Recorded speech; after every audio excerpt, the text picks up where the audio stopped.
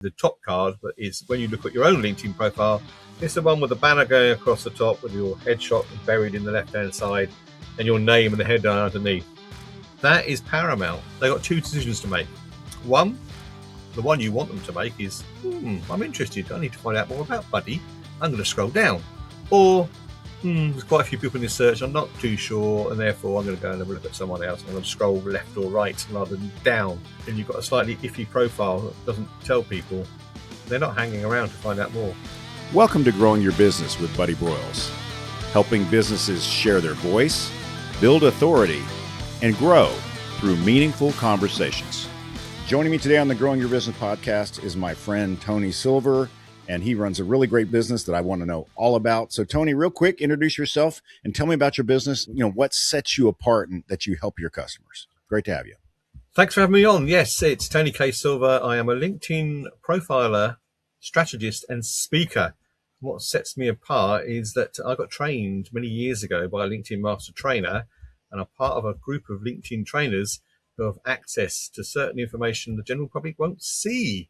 So I can give you information that will keep you at the cutting edge. Highly recommended, award-winning, global, and I help anyone over the age of 16 who actually needs to understand how to work LinkedIn. That's fabulous. And yes, I neglected the K. So Tony K. Silver, very important, everybody. Silver like the metal. Excellent. I'll tell you why. Do you want to tell you why it's important? So people find out, I'm not trying to copy the Americans by doing the K. No, the K is there. It is my middle name. My middle name is Keith.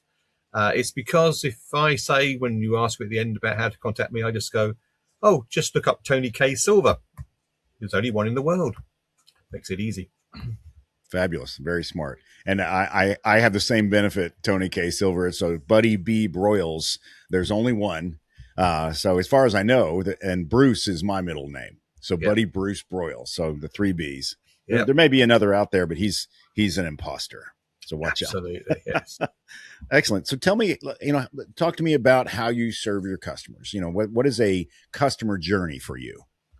Okay. My customers, I say, it's industry agnostic LinkedIn, so they come from all different walks of life, anywhere across the globe, as long as they speak English, because I don't speak any other language.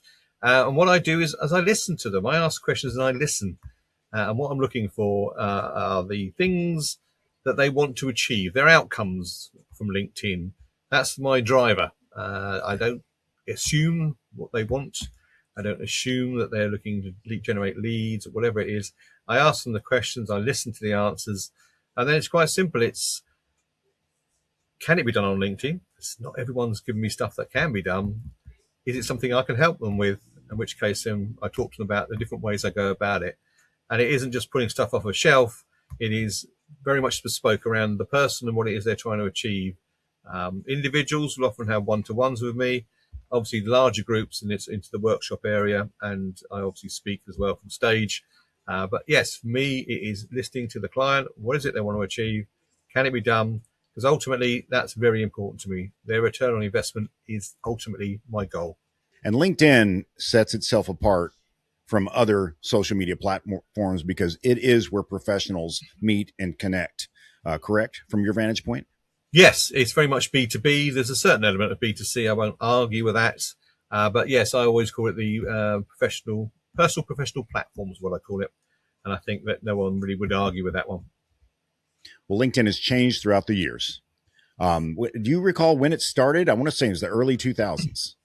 May the 5th, 2003, to be precise. Yes. 5 people in America in the HR space started it. Pretty much stayed in America the first year, then started to migrate. We got it in the UK mainly in 2004.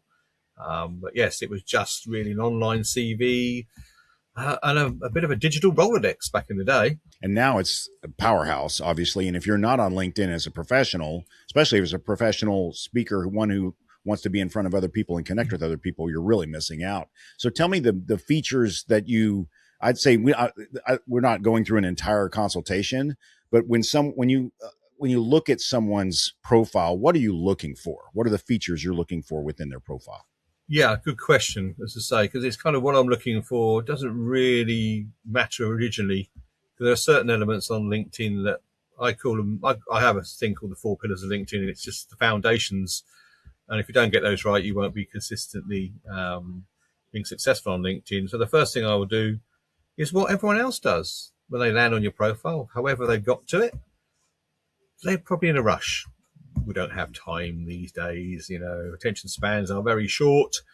You got 5 or 7 seconds. So what we call in the trade the top card, but is when you look at your own LinkedIn profile, it's the one with the banner going across the top with your headshot buried in the left-hand side and your name and the headline underneath. That is paramount because that 5 or 7 seconds is real. I'm not making it up. In fact, I'm probably might be being generous on the amount of time I'm giving you.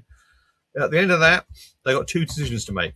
One, the one you want them to make is, I'm interested. I need to find out more about Buddy. I'm going to scroll down. Or, there's quite a few people in this search. I'm not too sure, and therefore I'm going to go and have a look at someone else. I'm going to scroll left or right rather than down. So that for me, and I don't care how good the rest of the profile is, what your content's like. If you're driving into someone and you've got a slightly iffy profile that doesn't tell people, they're not hanging around to find out more. People just don't have time these days. It's horrendous, but it's true. Yeah, that's true. And the value proposition you add is making sure that when you're found, ideally in the search, and you can help with all those things, they stay there. And not just stay there, reach out. Yeah, I mean, it's the paramount thing is get that information in the banner. So tell people what you do and how you go about it. I give this away for free for everyone I speak to because I think it's so important. Look at your own profile on your own phone. If it doesn't work for anyone else. The headline that sits underneath your name. It's the first time the nice friendly bots become overlooked, the search bots. You want to be found in searches, so make sure there's enough information, maybe some keywords in there. That's really, really important. That initial view is just absolutely 100% because we want them to scroll down, and the main section we want to look at is the About section. But we want them to hang around. If they don't scroll down, they're not going to see it. And I would then say that I do consider, having done this for many years, that the About section is probably the most important section on LinkedIn. If they don't scroll, they don't see it. Fair. And in our first meeting, you and I met about a week ago or so, had a conversation, and you looked directly at my About section, and your first pointer was my About section was all about me. A lot of my sentences started with I this, I that, and it wasn't offering anything solution-wise to my prospects. Yeah, it's a common thing because back in the day when it was kind of an online CV, that's fine. And if you are in that career space, you're looking for a job, then yeah, a lot of IIA is no problem. But if you're in business, you've got to consider the person that's reading. Why would they look at the rest of your About section? There's a little dot Seymour on the end of the 4th line. They've got to press it to see the rest. You have got to give them very good reason to do so. So maybe dump in those you questions, and they could be related to pain points. Are you looking for help on LinkedIn? You're not too sure when to post on LinkedIn. Those things I know people are going, yeah, I struggle with that. So I need to read more about how this person potentially could help me. So yeah, it's a mixture of both. You certainly got to promote yourself, but you've also got to consider your audience and the person that's reading it. And I imagine it's different per profession. Each profession needs to put their information there differently. Are there vast differences between professions? There's kind of there's a formula that I use, but it can be massively different between different people, what they're trying to achieve and what they're looking for on it. I never write the words for people because I think that's very disingenuous to do so. Yeah. But I'll give them the template. I'll give them, what I use the word consider a lot, and consider this, consider that. It works for me and other people. You should consider doing something in there because it's very important that you stand out, but you stand out for reasons you need to stand out for. So it is very much personalized for people, but there are certain things I say to people you really should consider putting that in there. And it's mainly aimed at engagement. The reader, the About section is 2,600 characters long. Bit of a read. Yeah, it's getting on for almost the length of a post. I tell people not to write 3,000 character posts. So your About section needs to grab them. You've grabbed them with your top card. You now need to go on and enforce what it is that you do. Make it highly readable. Too many people will have too chunky paragraphs in there, and it's putting me off before I even start reading them. So it's doing that for me. It's doing it for others. And you didn't wake up one day and say, I will be the LinkedIn expert. What is your journey to where you are now? Yeah, I mean, I joined LinkedIn in 2006. I left it in 2007 going, what is it? What's the point? Just another thing on my desktop. Let's get rid of it. So the turning point was 2008. For those of you out there who remember, it was the global recession. The banks basically give us a good old screwing over. Lost my job. Simple as that. Second contributing factor was I was 48 years old, so apparently I was old. Bit of a shock to me. So how do you find a job when you're old and all the old methods don't work? Well, you go networking, absolutely, but you also need to learn how to use LinkedIn. So I invested time and money in learning how to do both. They led to me getting jobs, and that's how the journey kind of started. Turning into being a trainer, strategist, profiler, whatever you want to call it, that came about as I joined a Chamber of Commerce back in 2011. And I kept sort of continuing to give people LinkedIn tips and a little bit of training. And I was surprised when people didn't know the answers to some, what I thought were really stupidly simple questions that they would know. Why don't they know? So rather than think it's them, I did some investigation. The investigation proved to me that, and the question I always ask at the start of any talk that I do, and I did it last week, is, when you join LinkedIn, did they send you a manual? For 16 years, I've had people going, no. Right, okay, and how often do they send you messages that aren't sales messages? Not that often.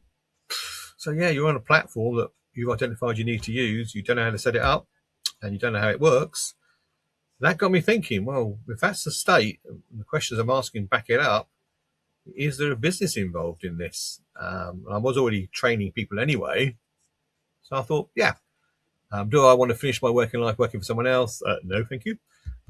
So in 2017, I worked with someone to set it up and launched it in 2018. But it was all around that I could see a massive gap, and it hasn't gone away.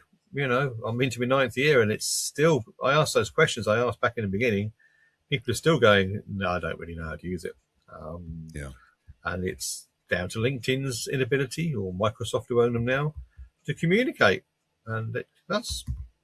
Make me wonder, a company that size doesn't communicate very well at all.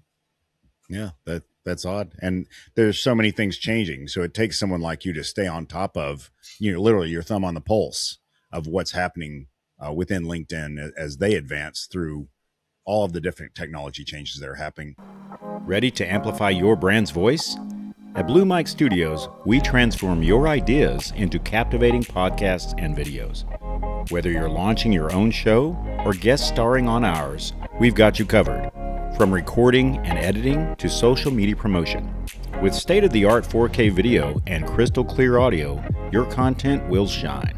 We offer guest packages on our podcasts and offer segments from the show for you to share. Or let us help you build your own branded podcast with custom strategy, branding, and full production support. Visit BlueMikeStudios.com today and let your voice be heard. What are you seeing now, especially with the aggressive AI implementation of all these tools? Yeah, I mean, AI is here to stay. I mean, it started in 1955, for those who want to know. It's been around a long, long time. We just haven't really paid much attention to it. Yeah, I mean, Microsoft own LinkedIn. Microsoft put $10 billion into AI back in the day. The stuff that they actually offer you within LinkedIn, I think, is not very good at all. But their detection software is good, so they're detecting AI all the time. And I'm saying to people, you need to be your authentic self.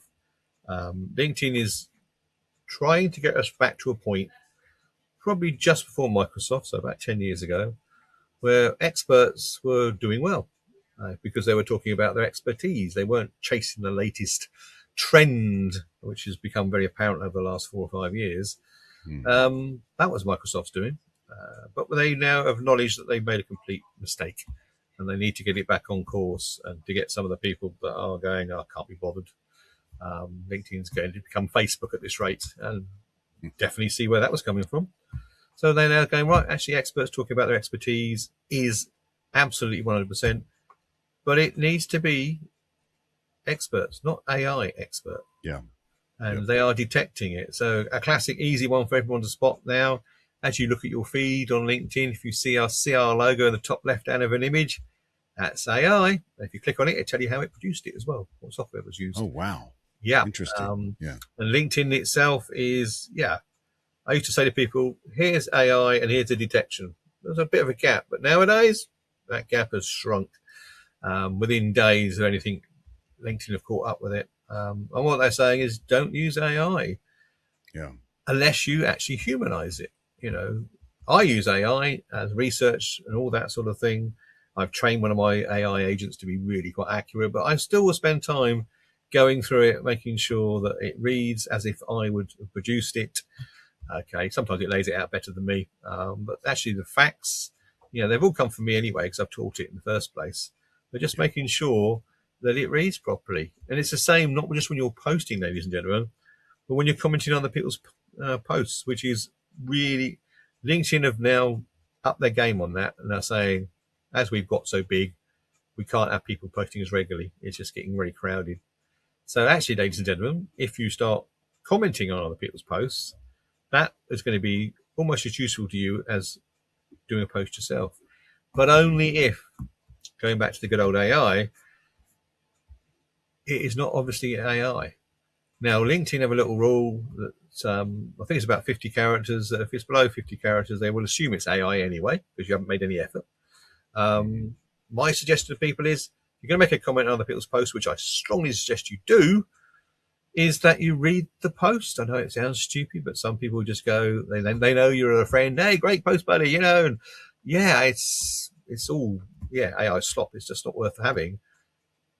Use some of the keywords that the authors use back in your comment. LinkedIn will put two and two together and go, oh, this person's read it. This is a worthy comment, in which case you're liable to get reach. So you get reach on your comments, ladies and gentlemen, not just your posts, but you won't if you do AI rubbish. And that makes sense to take the time not only to read their post, but if their post included a link to something they made, a video or something like that, is quote them back to, like, Bill, I saw, say I have a friend, Bill, I saw that you posted a video, and in that video you said this, that really resonated with me, and I can implement that in my business, right? So you're referring also to the embedded media or the media link to make it more personal, instead of just saying, that's great, ! Enter. Right. There's no value there. Actually contribute to the conversation. Not at all. And actually, if you want to add more value for you, if you can, and it's not always possible, and I severely suggest you don't try if it's not possible, is to use an analogy back to your business. As long as it's congruent and makes sense to do so, that's useful to add in as well. But don't do it just because you try to do it.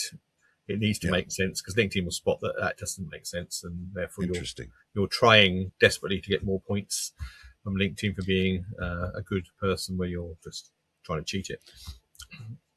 Well, everyone likes a good story, Tony, and consider someone that you met and have helped through their LinkedIn journey. And you don't have to use their full name, but obviously if they're on LinkedIn, we'd probably like to meet them and see what you did there. But walk me through that. They start to complete. There is a lady, but I won't give names because I'm sure very much professional around that. No, she's a fellow speaker. She speaks in the UK. For those Americans that do know about the British honour system, she's got an MBE, so she's a member of the British Empire. So she's not a nobody. She's sat, she would have been had that from the Queen when the Queen was alive. And she saw me do a presentation online for the Speaking Association of Great Britain. Loved it. Reached out to me and said, look, I realised that, Tony, that was general because there was different people in the room. I really need to up my game. I said, well, brilliant, because this was about 3 years ago, almost to the day, I would have thought, because we're coming into what we call the summer slowdown. Whether we like it or not, some people are going to suffer from that. And she said, well, we're not speaking as much. I got some time. Can we get it done and sorted for the 1st of September? I'm going, spot on. A lot of people do that now. They take that time to invest in themselves. And I just took her through it in detail, exactly what she should be looking to choose. I used the consider word, and literally she wrote me a fantastic recommendation, which I still use to this day because she frames it in a lovely way. She says, I was on LinkedIn and I had training with Tony, but before Tony, it was BT before Tony, and it was AT after Tony. She said within days I got the biggest contract I've ever had offered to me. I also got 2 or 3 other proposals sent to me that I would just never have got before. He just lifted my head above the parapet, and now I'm fending off these people who want me to work with them. And it is that I just put her head above the parapet. She's still the same person. She's still fantastic at what she does, but she was a bit of a well-kept secret outside our own speaking world. But when people found out, absolutely zoomed. I've got lots of stories around that sort of thing. It's actually, for me, my clients' return on investment is important, very important to me, because if I can achieve it for them, they become part of my unpaid sales force. Give me one of those lovely LinkedIn recommendations. But my work is now 60% referrals based around that. If you achieve stuff for people, they don't mind talking to other people about it. There were lots of stories around that. People getting jobs within days as well. It's very much. I'm not waving a magic wand, but I'm teaching people what I know that they don't, and once they know how to apply it, then they can really shine. In a space where probably only about 95% of LinkedIn's LinkedIn lurkers, less than 1% are on it, what we would call regularly. And therefore, those people that actually understand how to use it is also very low digits as well. So once you know how to use it, you've got a massive advantage over those that are just trying, posting too frequently, not understanding the engagement side of things, etc., or just trying to sell to us by return. We've all had those lovely people. Yeah. What would you say is the favorite part of what you do now, Tony? Your favorite part? My favorite part is the people getting the results. I never promise anything. I don't have a guarantee and all that, but I don't take clients on if I don't think I can achieve it. It's when they come back to me and say, "Oh yeah, I've done all those changes now, and this." It makes the world. Even if we're both members of a networking group, if I can put 2 people together in that and they get something out of it, it's brilliant. There's nothing in it for me. That's not the point.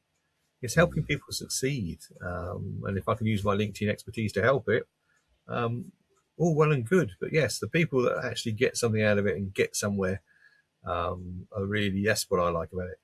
And the fact I just work with so many different industries at different ages, it's fantastic. I learn so much about things I never knew about before because I will research my clients and they'll tell me bits and bobs.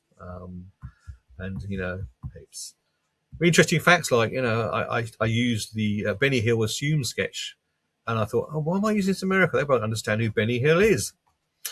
Was I wrong? There's more Benny Hill fans in America than there is in the UK. So, you learn something new every day. Fair. Yeah, I'm certainly familiar. Best way to reach you? I mean, I imagine it's through your website, but I mean, what do you put out there, and how are people finding you, Tony? Well, me and you have got exactly the same answer to this question. Yes, we do. Discussed it. My name is Tony K. Silver, which means if you Google or put that into LinkedIn, there's only one result. That is me. So you don't have to remember long URLs or things like that. Tony K. Silver, easily named Tony, the letter K, Silver. I'm not Spanish. You will find me. You can't not find me. I'm on the first 5.5 pages of Google, so you definitely won't find me. Not find me. Terrific. And what would you say to people who are indecisive? I'll say that. They're active on LinkedIn, but they're indecisive. They know they need help. How would you encourage them to reach out to you? I think it's important that we take action. And I always say to people, it's not who you know, what you know, it's the action that you take. And is being so on LinkedIn really helping you in your business? That small investment in time and money could absolutely massively improve the future for you. Find you a job if you're looking, etc. So, and I have different levels for different people. It's not all just the same thing. As I say, there's no cookie cutter solution coming from me. That's for certain. I'll listen to what you need. I'll listen to exactly where you are in the world, and I'll provide something that gives you a very good reason to say yes to. That's wonderful. Well, Tony, thanks for coming on the show today and just sharing your wealth of knowledge and your reason for doing what you do. It's been a great pleasure speaking with you. Absolutely fine. Wonderful. Thoroughly enjoyed it.